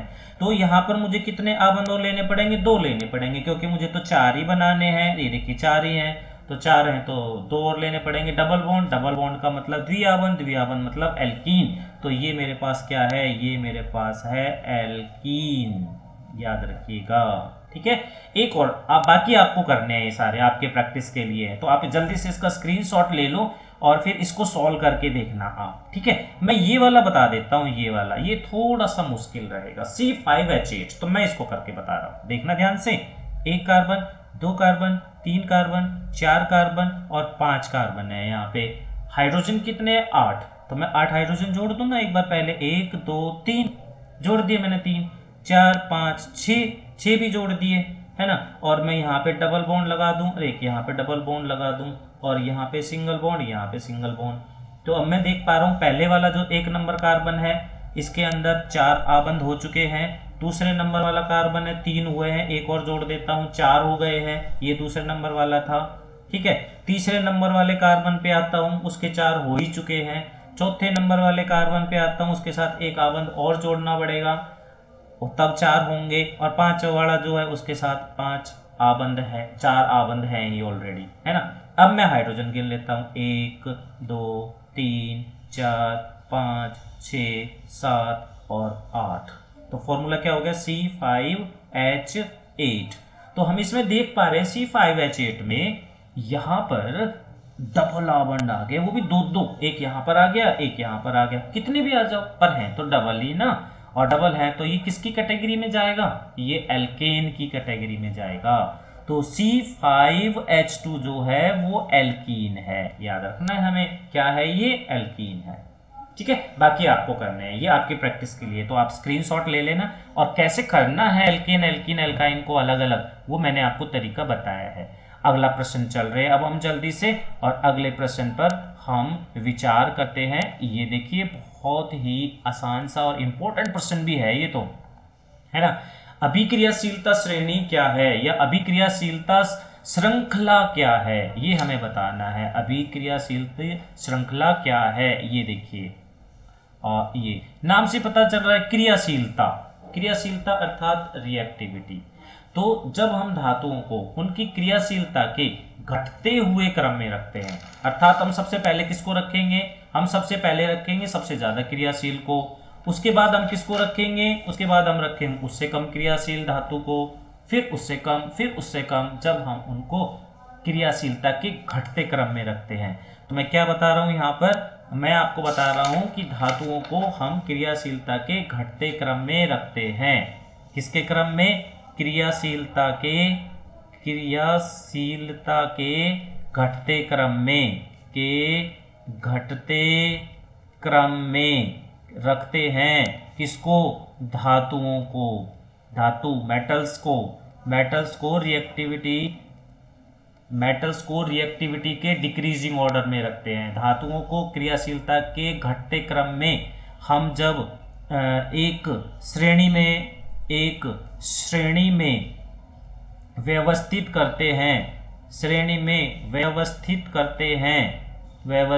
करते हैं, तो वो जो श्रेणी बनती है, वो जो श्रृंखला बनती है, उसको हम अभिक्रियाशीलता श्रेणी कहते हैं, है ना। और ये आपको याद कर लेनी है। मैं लिख रहा हूं एक छोटी सी क्रियाशीलता श्रेणी, देखना अभी। सबसे पहले इसमें हमको लेना है के मतलब पोटाशियम, फिर लेना है सोडियम। पोटाशियम सबसे ज्यादा रिएक्टिव होता है, सोडियम से भी ज्यादा रिएक्टिव होता है पोटाशियम, याद रखना। तो पोटाशियम सबसे ऊपर, उससे कम रिएक्टिव है सोडियम उससे नीचे, फिर कैल्शियम उससे कम रिएक्टिव है, फिर मैग्नीशियम उससे भी कम रिएक्टिव है, रिएक्टिव मतलब क्रियाशील, और फिर एल्यूमिनियम, और फिर जिंक, समझ गए होंगे आप, फिर आयरन आ जाता है Fe, लोहा जिसको कहते हैं, फिर टिन आ जाता है, फिर लेड आ जाता है Pb, और फिर हाइड्रोजन आ जाता है। हाइड्रोजन के बाद और भी हैं, फिर कॉपर आ जाता है, वहां पर तांबा, फिर मरकरी आ जाता है जिसके बारे में हम पढ़ रहे थे, फिर सिल्वर आ जाता है, चांदी जिससे आभूषण बनाए जाते हैं, फिर गोल्ड आ जाता है, फिर प्लेटिनम आ जाता है। तो ये जो हमारे पास एक श्रेणी बनी है, ये देखिए इस तरीके की जो श्रेणी बनी है, यहाँ पे क्या हो रहा है, इनकी जो क्रियाशीलता है ना वो घट रही है। सबसे ज्यादा पोटाशियम क्रियाशील है, फिर सोडियम क्रियाशील है, उससे कम कैल्शियम, मैग्नीशियम, एल्यूमिनियम। तो आपको केमिस्ट्री के इस अगर टॉपिक को बहुत अच्छे से समझ लोगे तो क्या होगा, आपके बहुत सारे प्रश्नों के जवाब बहुत आसानी से हो जाएंगे। जैसे विस्थापन अभिक्रिया का उदाहरण आता है ना, डबल डिस्प्लेसमेंट का वहां पर उदाहरण आता है, और धातुओं की क्रियाशीलता आती है, बहुत सारे प्रश्नों का जवाब मिलता है केवल इसको याद कर लेने से। तो इसको आपको बहुत अच्छे से याद करनी है, और क्रम नहीं टूटना चाहिए, ये शर्त है। इन धातुओं का जो क्रम है वो निश्चित है, उसमें हम बदलाव नहीं कर सकते। मैं चाहूं कि कैल्शियम को ऊपर लिख दूं, नहीं, बिल्कुल गलत हो जाएगा फिर तो आपको इसी क्रम में याद रखना है। अब कहोगे जी हम तो इसको याद कर लेते पर भूल जाते हैं, ये अक्सर बच्चों के साथ आता है। तो मैं इसका एक छोटा सा तरीका बताता हूं आपको, बहुत ध्यान से देखना। कि का आप लेना है काशी, हिंदी में बता रहा हूं, के को आप ले लेंगे काशी, एन को ले लेंगे नाथ, काशीनाथ, है ना, और कैल्शियम है ना, काशीनाथ कैल्शियम का ले लेते, काशीनाथ का, Mg माली, काशीनाथ का माली, के याद करने के लिए काशी के पोटाशियम, नाथ एन सोडियम, का Ca कैल्शियम, माली Mg आ गया, और काशीनाथ का माली Al आलू, Al जो है वो आलू हो गया, तो काशीनाथ का माली आलू। Zn मतलब जरा, जरा सा, जरा सा। काशीनाथ का माली आलू जरा सा। एफ ई मतलब फीके, फीके। यह जो जरा सा है, हम यहाँ से सा को हटा देते हैं क्योंकि ये आपको कंफ्यूज कर सकता है, तो मैं यहाँ से ये सा को हटा देता हूँ क्योंकि एस एन आगे और आ रहा है, हम वहां पे ले लेंगे इस शब्द को, ठीक है। तो काशीनाथ का माली आलू जरा फीके, और एस एन आ गया तो फीके से। काशीनाथ का माली आलू जरा फीके से पीबी पकाता है, पकाता है ये नीचे आ गया, देखो एच ए, है ना। तो काशीनाथ का माली आलू जरा फीके से क्या करता है, पकाता है ना। आगे बिल्कुल, काशीनाथ का माली आलू जरा फीके से पकाता है। और आगे और भी है, आगे और भी है, आगे भी देख लेते हैं हम कि आगे क्या आ जाएगा। आपको ये अगर आपने इतना भी याद कर दिया तो भी आपका बहुत सारा काम हो जाता है। चलिए फिर और भी देख लेते हैं आगे। कॉपर है, अब कौन, कौन कॉपर से बना देंगे कौन, है ना, कौन। एच जी मरकरी जो होता है, कौन है, एच जी है। आगे ए जी आगे, कौन है आगे, ए यू आओ, कौन है आगे आओ। और पीटी फिर पिटेगा, पिटेगा, है ना। तो ये एक सेंटेंस बना हमारे पास हिंदी में, काशीनाथ का माली आलू जरा फीके से पकाता है। काशीनाथ का कोई माली है, कोई नौकर है माली, वो आलू बनाता है, उसके लिए सब्जी बनाता है, तो वो फीके बनाता है, नमक डालना भूल जाता है। और वो फीके बनाता है, उसको तो लगता है मैं बहुत अच्छा बना रहा हूँ, लेकिन जो खाने वाला है उसकी शिकायत लेके दूसरी जगह पहुंचता है और उसकी शिकायत करता है, कहता है कि काशीनाथ का माली आलू जरा फीके से पकाता है। तो यही बात कोई काशीनाथ को जाकर के बोल देता है, काशीनाथ फिर कहता है कौन है आगे आओ, पिटोगे, है ना। तो इस तरीके से आप इस सीरीज को याद कर लेना, बहुत अच्छे से याद कर लेना। आपकी एक पहचान के लिए, आपके एक मेमोराइजेशन के लिए ये एक सेंटेंस बनाया हुआ है कि काशीनाथ का माली आलू जरा फीके से पकाता है, कौन है आगे आओ, है ना। तो अब आप इससे समझ गए होंगे अभी क्रियाशीलता श्रेणी क्या है, और उदाहरण मैंने लिख दिया है। ये जो लिखा है ये उदाहरण ही है, ये इसका उदाहरण ही है अभिक्रियाशीलता श्रेणी का, ठीक। चलिए अब हम इसमें जो दूसरा भाग है ये वाला, इन अभिक्रियाओं के लिए समीकरण लिखिए। भाप से स्त्री करना, भाप से स्त्री करना, भाप, भाप किससे बनती है, जल से बनती है। तो हम यहाँ पर क्या कर रहे हैं, भाप ले रहे हैं, भाप मतलब जल, है ना, भाप मतलब जल। और जल से क्या कर रहे हैं, स्त्री, स्त्री मतलब प्रेस, प्रेस किसकी बनी होती है, लोहे की बनी होती है। तो एक तो हमारे पास यहाँ पर भाप हो गया है और एक हमारे पास यहाँ पर लोहा हो गया है, और हमसे पूछ रहा है क्या होगा बताओ, भाप से स्त्री करना, अर्थात एक तो भाप हो गई है, दूसरा क्या है, दूसरा हमारे पास है स्त्री करना। स्त्री मतलब है, स्त्री मतलब है प्रेस, प्रेस मतलब लोहे की बनी होती है, उसका जो बॉडी है लोहे से बना होता है। तो लोहे को भाप के साथ अभिक्रिया करवाना है, करवा दीजिए। भाप मतलब जल, H2O होता है कि नहीं, और लोहा क्या होता है, लोहा Fe होता है। तो इन दोनों को अभिक्रिया करवा देंगे। जल जो है ना यहाँ पर क्योंकि भाप है तो हम उसको गैस के रूप में लिखेंगे, जी गैस, क्योंकि वो गैस के रूप में है, स्टीम, है ना। तो जल हम यहाँ पर H2O के ब्रैकेट में जी लिख देंगे। और Fe क्या है, लोहा है, लोहा यहाँ पर सॉलिड है, S। दोनों अभिक्रिया करते हैं जल के साथ। जब हम भाप को अभिक्रिया कराते हैं तो वहां पर Fe2O3 बनता है, Fe2O3 बनेगा और प्लस में हाइड्रोजन गैस बनेगी, प्लस में हाइड्रोजन गैस बनेगी। ये अभिक्रिया बैलेंस नहीं है, इसको बैलेंस करोगे तो यहाँ पर 3 लग जाएगा 3H2O, और यहाँ पर 4 लग जाएगा 4 नहीं नहीं नहीं, इसको बैलेंस करते हैं दोबारा से हम और देखते हैं कि क्या बनेगा। ये जो हमारे पास Fe है, जब H2O के साथ अभिक्रिया करता है तो वहाँ पर क्या बनता है, Fe2O3 बनता है, प्लस हाइड्रोजन गैस बनती है। तो यहाँ पर जो Fe इसको बैलेंस करेंगे तो इसको तो 3 करना पड़ेगा, इसको 4 करना पड़ेगा, 4H2O, तो यहाँ पर H2O बैलेंस होगा। तो Fe2O3 है, ये Fe2O3 जो है ये Fe2 है, तो ये Fe को हमने कितने लिए हुए 3, तो यहाँ पे 3 ले लेंगे और इसको बैलेंस कर देंगे। चलिए ये मैं आप ही के लिए छोड़ देता हूँ क्योंकि टाइम बहुत ज़्यादा हो चुका है, तो हम इसको आपके लिए छोड़ते हैं, आप इसको बैलेंस कर लीजिएगा, ये आपका होमवर्क है, मैं इसको बैलेंस नहीं कर रहा हूँ, बैलेंस हो जाएगी बहुत ईजीली, ठीक है, मैं जल्दी से आ जाता हूँ क्योंकि टाइम बहुत हो रहा है, तो मैं जल्दी से आ जाता हूँ अपने दूसरे पार्ट पर। दूसरा हमारे साथ पानी के साथ कैल्शियम की अभिक्रिया। यहाँ पर पानी है, पानी मतलब जल, और उसकी कैल्शियम के साथ अभिक्रिया है, कैल्शियम, है ना। तो जल की कैल्शियम के साथ अभिक्रिया करेंगे तो क्या बनेगा, देख लेते हैं। जल H2O हो गया और कैल्शियम Ca हो गया। अब देख लीजिए, कैल्शियम की जल के साथ अभिक्रिया, कैल्शियम को जल के साथ अभिक्रिया कराते हैं तो कैल्शियम हाइड्रोक्साइड बनता है CaOH2 और हाइड्रोजन गैस निकलती है, हाइड्रोजन गैस निकलती है। इसको मैं बैलेंस किए देता हूँ। यहाँ पर आप 2 लगा लोगे ना, कहाँ पर H2O है तो 2H2O लगा देंगे तो ये बैलेंस हो जाएगी। कैल्शियम एक था और हाइड्रोजन, हाँ ये बैलेंस हो गई है। तो ये तो बहुत आसान था, उसको आप बैलेंस करेंगे। ठीक है, तो ये हमारे पास प्रश्न नंबर था 6।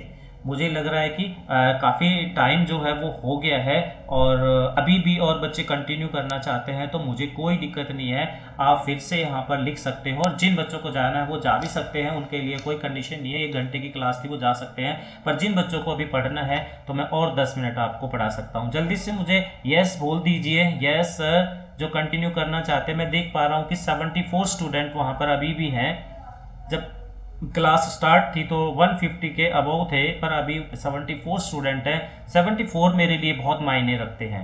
यस, जल्दी से बता दीजिए किसी को 10 मिनट और क्लास लेनी है। अगर आप 10 मिनट, केवल 10 मिनट के लिए एग्री हैं तो मैं अगला प्रश्न लेता हूं, और अगर आप एग्री नहीं हैं तो बोल दीजिए कि सर क्लास आप ओवर कर दीजिए, तो मैं क्लास को यहाँ पे ख़त्म कर देता हूँ। यस सर आ रहा है मेरे पास, यस सर। खुशी कह रही है yes sir, Sandeep Kumar yes sir, Sadhana yes sir, Arjun yes sir, Jatin yes sir, yes sir, Bhavna yes sir. तो ठीक है, फिर मुझे क्या चाहिए, मुझे आप लोगों की यस ही चाहिए। आप यस करोगे तो मैं पढ़ाता रहूँगा। आप पूरी रात के लिए बोलोगे पढ़ाना है, पूरी रात भी पढ़ाते रहेंगे, कोई परेशानी नहीं होगी अगर आपका यस आता रहेगा तो। चलिए प्रश्न नंबर 7 पे चलते हैं। अभी निम्न यौगिकों के नाम लिखिए। तो ये तो नाम हम पहले देख चुके हैं। CH3COH, कितने कार्बन है, 2। एक कार्बन ये हो गया, एक कार्बन ये हो गया, 2 के लिए एथ, और COOH ग्रुप है तो ओइक अम्ल जुड़ता है तो इसका नाम हो जाएगा, 2 कार्बन है इसीलिए एथ, एथ हो गया, है ना। और एथेन से बनता है एथ, है ना, एथ से एथेन बनता है, और क्योंकि COOH है तो एथेनोइक, एथेनोइक, एथेनोइक अम्ल, अर्थात इसको हम इंग्लिश में बोलेंगे तो इथेन, ETHANE होता है, ई हटा दिया, OIC जोड़ दिया और एसिड जोड़ दिया, एथेनोइक एसिड, ये इसका नाम है, एथेनोइक एसिड, एथेनोइक अम्ल, है ना। इसको हम एसिटिक एसिड भी कहते हैं, पर वो कॉमन नेम है, कॉमन नेम एसिटिक एसिड। इसी से हम सिरका बनाते हैं। सिरका देखा है ना आप लोगों ने, चाउमीन होती है उसमें डालता है चाउमीन बनाने वाला, वो सिरका, वो यही तो होता है एथेनोइक अम्ल, इथेनोइक अम्ल, जिसको एसिटिक एसिड भी कहते हैं। हम क्या बोलते हैं, एसिटिक एसिड बोलते हैं, याद रखिएगा। तो सिरके का पूछ लेना कि सिरके का सूत्र बता दो, तो अब CH3COH आंख बंद करके बोल देना। अगला हमारे पास देखिए एक और इंपॉर्टेंट प्रश्न है, ब्रोमोपेंटेन का सूत्र लिखिए। ब्रोमोपेंटेन, ओ ये तो हम पहले देख चुके हैं, कभी ना कभी जरूर देखा होगा। पेंटेन, पेंटेन का मतलब 5 कार्बन, मैंने बताया था। 1 कार्बन जहां होता है मिथ, 2 कार्बन जहां होते हैं वहां पे इथ होता है, 3 कार्बन के लिए प्रोप होता है, 4 कार्बन के लिए ब्यूट होता है, 5 कार्बन के लिए पेंट होता है। तो हमें तो 5 पे ही चलना है, तो मैं 5 कार्बन बना देता हूँ। 1 2 3 4 और 5 हो गए 5 कार्बन। और ब्रोमो, ब्रोमो मतलब ब्रोमीन, तो मुझे क्या करना है, मुझे एक ब्रोमीन और जोड़ देना है, ये जोड़ दिया मैंने ब्रोमीन। बाकी मुझे पता है कि एक कार्बन 4 बॉन्ड बनाता है, 4 आबंध बनाता है, तो मैं वहां पर हर कार्बन के 4 आबंध बना दूंगा और हाइड्रोजन जोड़ करके उसका इलेक्ट्रॉनिक विन्यास जो आबंधता है वो पूरी कर दूंगा। तो मैंने यहाँ पे इनकी जो वैलेंसी है वो पूरी कर दी है। तो मेरे पास क्या सूत्र बन गया है, ये बन गया है CH3, ये वाला यहाँ तक, फिर CH2, फिर आगे CH2, फिर आगे CH2, है ना, और फिर आगे CH2, और फिर लास्ट में Br। कितने कार्बन हुए, 1 2 3 4 5, 5 कार्बन हो गए ये। अब मैं इनको जोड़ के भी लिख सकता हूँ, 1 कार्बन 2 3 4 और 5, तो मैं लिख दूंगा C5, 5 कार्बन। हाइड्रोजन कितने हो गए, 3 और 2 5 और 2 7 और 2 9 और 2 11, H11 और Br, ये जोड़ दिया मैंने। ठीक है, तो ये मेरे पास क्या हो गया है, C5H11Br। C5H11Br ये किसका सूत्र है, ये है ब्रोमोपेंटेन का, है ना। तो केवल इतना पूछते हैं तो ये सूत्र है, और पूछते हैं कि संरचनात्मक सूत्र बताओ, संरचनात्मक सूत्र बताइए।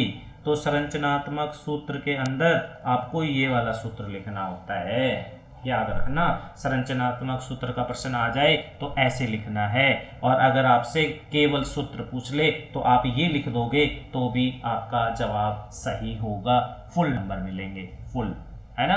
तो आपको मुझे लग रहा है कि ये समझ में आ रहा होगा। अभी हमारी 10 मिनट में से और मिनट बची हुई है, तो जल्दी से मैं इसको हटा देता हूँ और अगले प्रश्न को ले लेता हूँ कि इतने टाइम में जितने हमारे प्रश्न हो जाएं उतने ही अच्छा है। चलिए अगला प्रश्न है हमारे पास कक्ष ताप पर।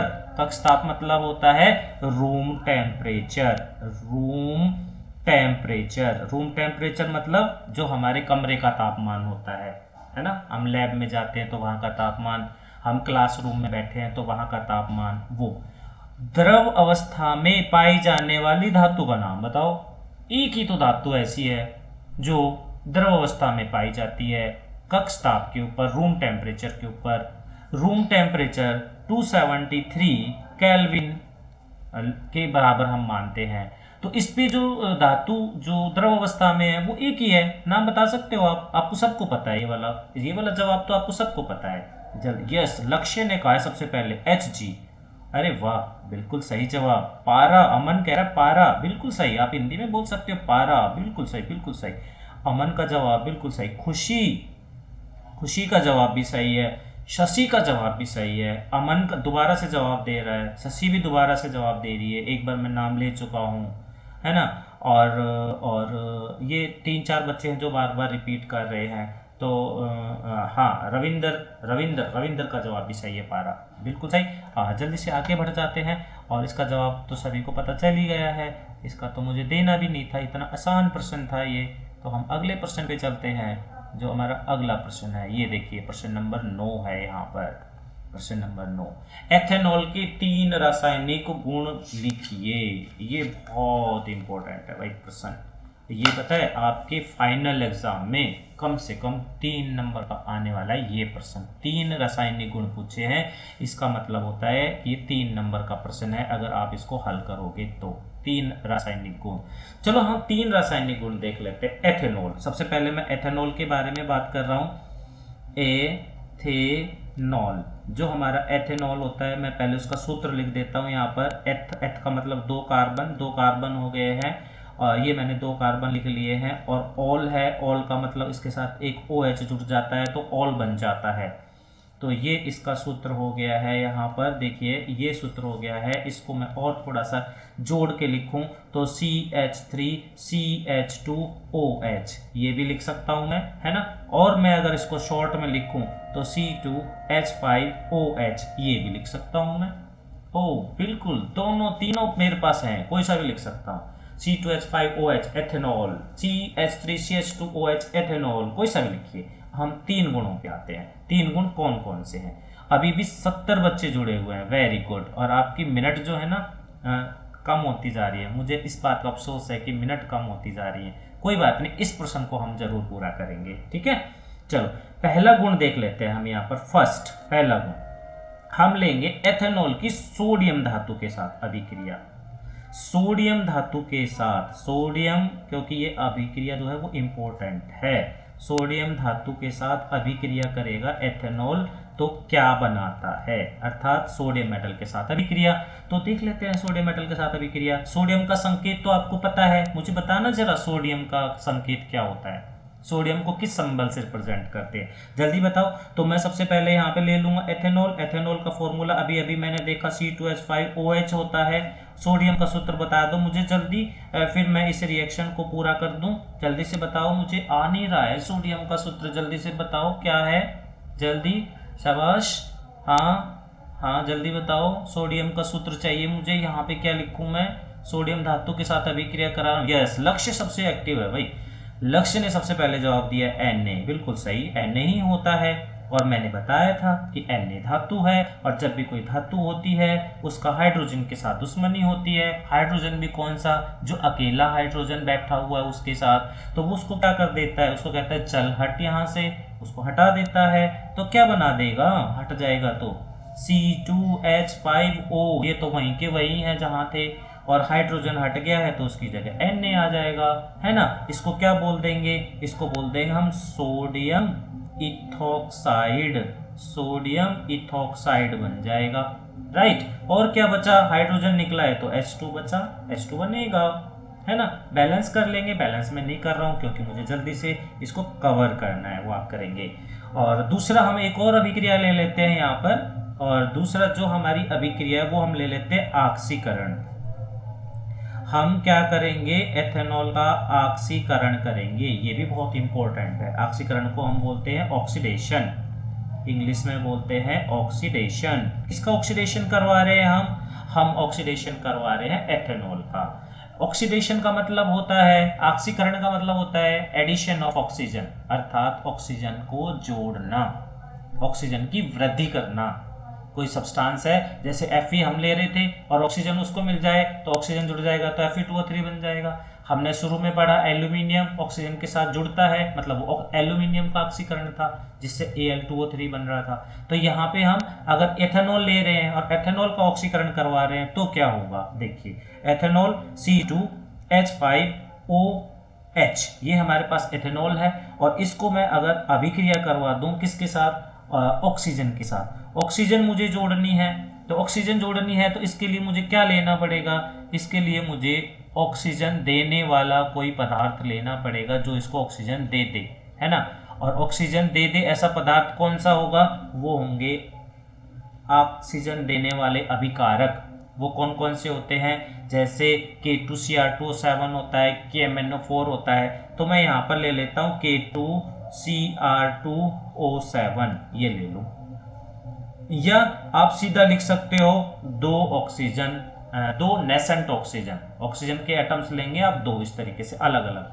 अब ये क्या होगा, क्योंकि ये अगर K2Cr2O7 लिया है, इसको हम बोलते हैं पोटासियम डाइक्रोमेट, ये यहाँ से ऑक्सीजन देगा, इसको यहाँ पर ऑक्सीजन दे देगा, और इसमें ऑक्सीजन जुड़ जाएगी। जब इसमें ऑक्सीजन जुड़ जाएगी तो ऑक्सीजन की वृद्धि हो जाएगी, है ना।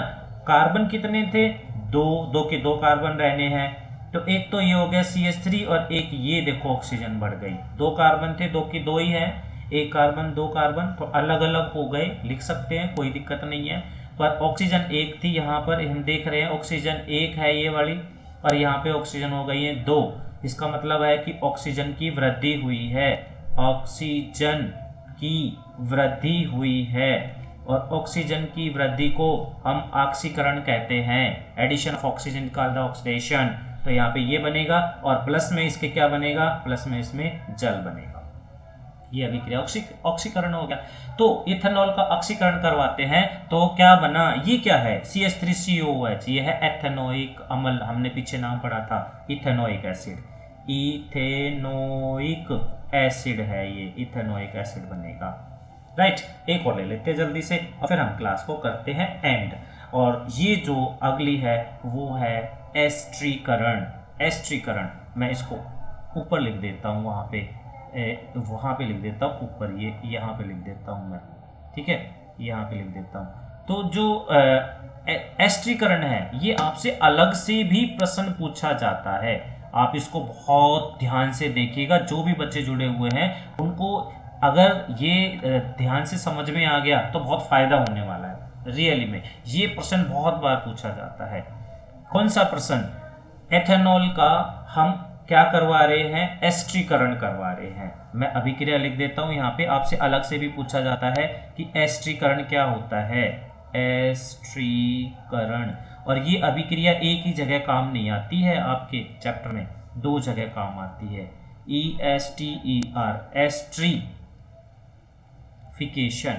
बोलते हैं इंग्लिश में, एस्ट्रीफिकेशन, है ना। एस्ट्रीफिकेशन क्या होता है, देखो मैं पहले वर्ड में लिख देता हूं कि हम कोई भी एल्कोहल लेते हैं, एल्कोहल, और उसको हम किसके साथ अभिक्रिया करवाते हैं, एल्कोहल को कार्बोक्सिलिक अम्ल के साथ अभिक्रिया करवाते हैं, कार्बोक्सिलिक अमल के साथ अभिक्रिया कराते हैं। जब हम ऐसा करते हैं तो वहाँ पर एस्टर बनता है, एस्टर। और क्या बनता है, और एस्टर के साथ क्या बनेगा, एस्टर के साथ जल बनता है, एस्टर के साथ जल बनता है। ठीक है, इस अभिक्रिया को एस्टरीकरण कहते हैं। तो आपके आपके वहाँ जो सिलेबस है, कार्बन वाला अध्याय है, उसके अंदर ये अभिक्रिया दो जगह आती है। एक कार्बोक्सिलिक अम्ल के अंदर आती है और एक अल्कोहल के अंदर आती है। अल्कोहल जैसे एथेनॉल, एथेनॉल है आपका वहाँ पे, और एक एथेनोइक अम्ल है। दो यौगिक हैं जो बहुत इंपॉर्टेंट है। इनमें 10 रिएक्शन है कुल। इन 10 रिएक्शन में से आपके फाइनल एग्जाम में 3 रिएक्शन 3 नंबर की जरूर आनी है। आप नोट कर लो चाहे अभी। 10 अभिक्रियाएं हैं, एथेनॉल में 5 हैं, एथेनोइक अम्ल में 5 हैं, 5 और 5 10, 10 अभिक्रियाएं, 10 में से 3 नंबर। तो जो बच्चा इन 10 अभिक्रियाओं को करेगा 3 नंबर वो पक्का पाएगा अपने परीक्षा के अंदर। ठीक है, तो अल्कोहल, अल्कोहल हम यहाँ पे क्या ले रहे थे, एथेनॉल। एथेनॉल का सूत्र मैंने बताया था C2H5OH। ठीक है, और कार्बोक्सिलिक अम्ल, कोई भी एक कार्बोक्सिलिक अम्ल ले लेते हैं, मैं ये ले लेता हूँ CH3COOH, एथेनोइक अम्ल जिसको हम कहते हैं। तो ये क्या है मेरे पास, ये है एथेनॉल, एथेनॉल अल्कोहल हो गया। ठीक है, और किसके साथ अभिक्रिया करा रहा हूं मैं यहाँ पर, एथेनोइक अम्ल के साथ, एथेनोइक अम्ल के साथ मैं यहाँ अभिक्रिया करवाऊंगा। तो क्या बनेगा, एस्टर बनेगा। कैसे बनेगा देख लेते हैं। देखिए, इसके साथ हम अभिक्रिया करा रहे हैं, तो जो CH3COO है ये तो यहीं रहेगा, इस हाइड्रोजन को यहाँ से ये हटा देगा, C2H5 जाएगा, इस हाइड्रोजन को यहाँ से हटा देगा। OH, ये OH और इसका H, ये दोनों जुड़ेंगे आपस में और H2O बना देंगे, है ना। तो क्या बना, ये बना हमारे पास CH3COO C2H5, ये बना। इसको हम बोलेंगे इथाइल इथेनोएट। नाम क्या रहेगा इसका, ethyl, ethyl ethanoate, ethanoate. Ester जो होते हैं ना उनका नाम जो है ना वो ओएट से खत्म होता है, तो एथाइल एथेनोएट बनेगा। इसको हम क्या बोलते हैं, एस्टर बोलते हैं। एस्टर की क्या पहचान है, एस्टर पता है, भीनी भीनी खुशबू वाले होते हैं, जिनमें बहुत अच्छी मीठी मीठी खुशबू आती है, वो होते हैं एस्टर। और एस्टर जैसे आप लोगों ने बहुत सारी कोल्ड ड्रिंक पी होंगी जिनके अंदर, या बहुत सारी टॉफ़ी खाई होंगी जिनके अंदर फ्रूट जैसी स्मेल आती है, फलों जैसी, है ना। कैंडी खाई होंगी आपने, जेली खाई होंगी, टॉफ़ी खाई होंगी जिनमें फल जैसी खुशबू आती है ना। आपने ब्रेड खाया होगा जिसमें फल जैसी स्मेल आ रही होगी, फ्रूट्स जैसी स्मेल आती है, अच्छी मीठी मीठी स्मेल आती है, वो एस्टर ही होते हैं, एस्टर। तो एस्टर हमारे बहुत काम आते हैं ऐसी चीज़ों को बनाने के लिए जहाँ पे हमें आर्टिफिशियल स्मेल डालनी होती है, तो उसमें ये काम आता है। और प्लस में क्या बनेगा, यहाँ पर जल बनता है, जल मतलब H2O बनता है। तो ये अभिक्रिया हमारे पास, और ये वाली मैं स्टार लगा देता हूँ, ये बहुत ही इंपॉर्टेंट है, आपको इसको अच्छे से याद कर लेना है, एस्टरीफिकेशन क्या होता है। तो जो मैं 10 रिएक्शन बता रहा था उनमें से ये रिएक्शन 2 बार आ जाती है, कुल मिलाकर के 9 रिएक्शन हो गई। फिर आप 9 रिएक्शन अच्छे से याद करिएगा। चलिए अब मैं इस क्लास को यहीं पर आज ख़त्म करता हूं। और आप लोग इतने सारे जो 150 से ज़्यादा ऊपर लोग थे, 150 से ज़्यादा जो बच्चे थे वो क्लास में जुड़े हुए थे, और अब वो किसी वजह से नहीं है, तो कोई बात नहीं, वो अपनी तैयारी कर लेंगे। पर मुझे इस बात की बेहद खुशी है कि आप अभी तक मेरे साथ जुड़े हुए हो, आप अभी तक मेरे साथ थे, और जो टॉपिक यहाँ पे चल रहे थे आप उनको बहुत अच्छे से पढ़ रहे थे। तो मुझे बहुत खुशी है, आज मुझे बहुत अच्छा फील हो रहा है, और इसके लिए मैं आप सभी का धन्यवाद करता हूं कि आप लोग इतनी देर तक जुड़े रहे हैं। और साथ ही अभी इस क्लास की जो एंड है वो यहाँ पर होती है, इस आशा के साथ कि जो आपका सेट का एग्ज़ाम है वो बहुत आप अच्छे से करने वाले हैं, बहुत अच्छे स्कोर करने वाले हैं। आपको फिर भी अगर ये लगता है कि हमें और क्लास की ज़रूरत है, तो आप अवंती टीम को लिखिएगा, अवंती टीम को आप जो है वहाँ पे रिक्वेस्ट डालिएगा कि हमें एक क्लास सेट की और चाहिए साइंस की, तो मैं आपके सामने फिर से आ जाऊँगा, और हम फिर आगे और बहुत सारे जो प्रश्न हैं हमारे टॉपिक है उन पे हम डिस्कस करेंगे, अच्छे से सीखेंगे। चलिए, इसी के साथ आप सभी स्टूडेंट्स का और बाकी जितने भी लिसनर्स हैं, व्यूअर्स हैं, उन सब का मैं तहे दिल से धन्यवाद करता हूँ। थैंक यू, गुड नाइट, शुभ रात्रि। अपने स्वास्थ्य का अपना ध्यान रखिएगा, अपनी पढ़ाई को अच्छे से चलाइएगा। Okay, good night.